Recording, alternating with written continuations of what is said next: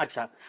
काही example means म्हणजे आमच्या दर्शक असतात त्यांना इन्स्पिरेशन असे कोणतं हो. तुमच्या क्लासमध्ये किंवा अकॅडमीमध्ये घडलेले? हो, असे भरपूर म्हणजे अलीकडे काळात बरेच जण तसे झालेत. एक आमचा विद्यार्थी आहे सचिन आडागळे. हं. हा विद्यार्थी जो आहे त्याचे आई वडील ऊसतोडणी कामगार होते ओके. आणि तो पहिल्यांदा त्यांनी ITI केला कारण त्याला जॉब पहिलं खूप गरजेचं होतं.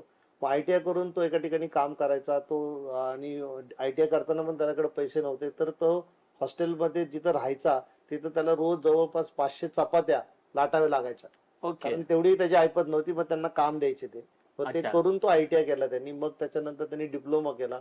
एका छोट्याशा ठिकाणी तो परत कामाला लागला. ते करता करता त्यांनी BE केलं आणि BE केल्यानंतर तो माझ्याकडे क्लासला होता.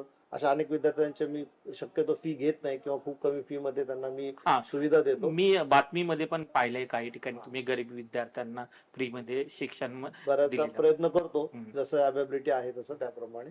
तर ते सचिन आडागळे मग BE झाले. मग त्यांनी परीक्षा दिली आणि मेट्रोची परीक्षा दिली आणि नंतर त्यांनी ME पण केलं. आता पुणे मेट्रोमध्ये जे मेंटेनन्स डिपार्टमेंट आहे ओके. त्याचं पूर्ण ते विभाग जो आहे तो ते हेड म्हणून ते सांभाळतात. अच्छा. Okay, that's good.